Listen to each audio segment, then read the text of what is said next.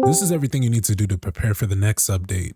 Let's talk about it. What's good, YouTube? NoGoodEman coming to you today with the checklist before the update. So guys, before the information desk lady right behind me, Seorin, comes into SLA, we got to talk about some things you guys need to be doing to prepare for the April update. Now I know that the May update is going to be even crazier, but to get a step ahead of that update, we need a checklist for the April update. So strap in, folks. I've got 5 things we need to lock in before this April update hits, and you don't want to miss a single one. But before we talk the April update, make sure you guys leave a like on the video. If you're new, go ahead and subscribe to the channel, turn on post notifications so you don't miss a live and upload, and then of course support your boy on that NetRobber website. Join over 900 people, supporters, in supporting the Monarch Gaming to get those free codes. You guys are going insane this season. I can't believe these numbers. But getting straight into the video, at number 5, we're gonna have stopping the salvaging of your SSR weapons, guys. So if we go to the weapons tab, you can see we have a bunch of weapons, but why should we stop our salvaging? That's because the armory slots are about to get expanded, guys. So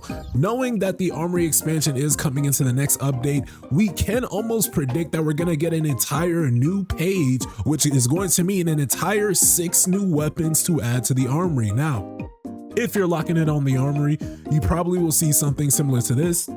Having a lot of armory maxed out. A lot of endgame players basically have their armory maxed out. So we're basically waiting on the next power creep, and armory is going to be it, because imagine this number now getting, let's say, another 33% boost in the case that it's now going to be 18 instead of 12. That's going to be insane, guys. So you're going to need about 6 more weapons. As you can see, my last weapon here is the Truth Demonite Spear. So I'm gonna need 6 weapons after that to use in my armory, and I've got about 4 SSRs and 2 SRs. So I'm probably gonna have to max out my scythe. I'm probably gonna have to max out a different SSR and go from there. But regardless, guys, make sure you're locking it in with the armory. And I do want to note that when the armory slots do become available, please don't hesitate to use your essence stones. Now, the market times, if you're locking it in with the market times, you guys might have a lot of that kind of reserved, and that might be a good thing. But if you don't have a lot of market times, I do suggest that you use the essence stones to unlock those armory slots,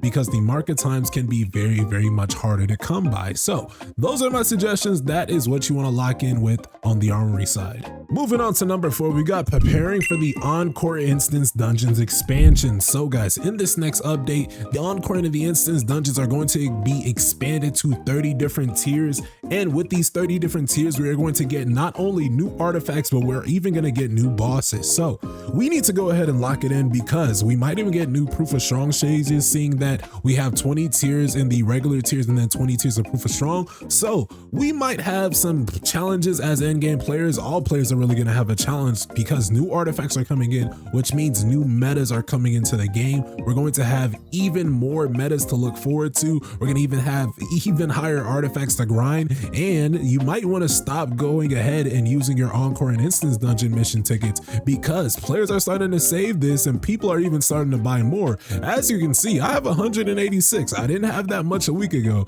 but I'm buying as much as I can. I'm using the essence stones because I already know, and I'm already expecting a grind ahead of me. Now, you don't have to follow my lead. You can just stop using your Encore and Instance Dungeon keys. Some good places to get these will be in the exchange shop. You guys can get about, I believe, 4 of these daily from the Mana Crystal Exchange. So if you have the resources, go ahead and grind it out that way. Number 3 is going to talk about those weapon draw tickets. More so, you need to stop using those weapon draw tickets. Now, you might be wondering why, because we did just get the Stormbringer, and I myself even used my weapon draw tickets to summon for the Stormbringer, but that's just on the content side of things. If I just had a normal account, I would not draw for the Stormbringer right now. There's a few reasons why. The first reason is because it is currently craftable up to advancement 3 for the free. Now, if you pay attention with me real quick, you guys can see that you can craft it up to 2 times right here. So boom, if I have enough, let's say, special player weapon designs, which you can get this through various events, you can get this through Simulation Gate, you guys can craft this 2 times right now, and then in about 6 days, 22 hours, or when the update hits, we can craft it 2 more times. So that's advancement 3 for the free, and no current content within the game seriously demands for the Stormbringer. Now, whether that's going to be the case in the next update is going to be something to behold. So regardless, we're going to have to wait and see. But what I am hearing is that a new Sunjinu SSR is going to come into the May update. So if you guys wait it out, if you guys build up your weapon draw tickets, you guys can now put 2 new weapons that you might not have into your rate up banner, which means each time you get your 50-50, you're getting a new weapon regardless. That's gonna be a way easier way to go about it. So don't even fret if you guys don't have enough dupes of the Stormbringer. If you stack up your weapon draw tickets this entire next update, you might not regret it. And then currently in the Simulation Gate exchange shop, there is 1 extra player weapon design. As I mentioned, they kind of alternate this every other week. It's like 1 week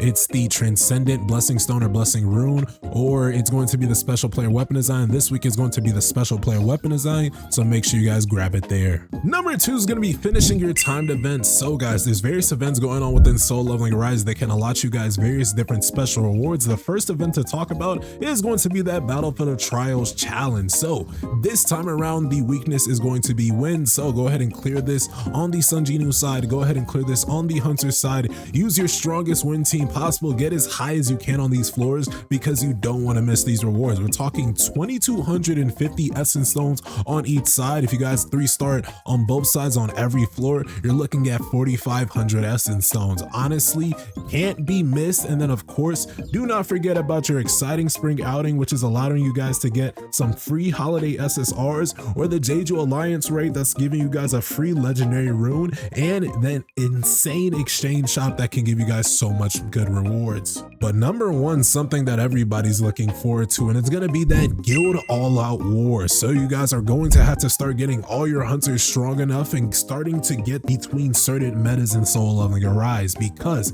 guilds are getting a revamp. More so, the guild boss is getting a revamp, in which now it's going to decrease from a 9 hunter lineup to 6 hunters per lineup. And now the boss, instead of being weak to every element, is now only going to be weak to 3 elements. Now, I don't know how long this is going to go on. If you want my personal prediction, I do think that the Queen Ant might be weak to fire, she might be weak to wind, and she might be weak to light. And then as the update progresses, maybe sometime in April, fire will disappear and then she'll be weak to, let's say, water. Now, regardless, you guys need to start going ahead and get ready, get your entire guild ready, because guild versus guild is coming and various guilds will be playing against each other. Not in a PvP sense, but more so in a ranking based system. I think it's about a few guilds going against each other at a time. So depending on your guild rank, you guys will now have the ability to chase bragging rights and become immortal and cement your legacy. Don't forget about the guild exchange shop.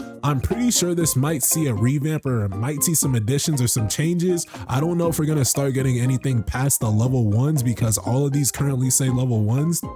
The question to be asked is, how do we get a level 2? So let's say, imagine a Trinity Force level 2, level 3, level 4, whatever the case may be, it might be time to get even stronger buffs. But regardless, you definitely will need that uncontrollable power, increasing your damage to guild boss by 10%. Each and every player on your squad will need this, and you're definitely gonna wanna join an active guild. But guys, that is everything when it comes to this next update. We've got a lot of things coming, and don't forget about the lobby lady herself. We didn't talk about her, but we're gonna have a guide for her, so you better believe it. Don't forget to leave your thoughts, theories, and comments about the update itself. Also, subscribe to the channel, turn on post notifications. With that, I'll see you guys in the next one. Y'all take care. Peace.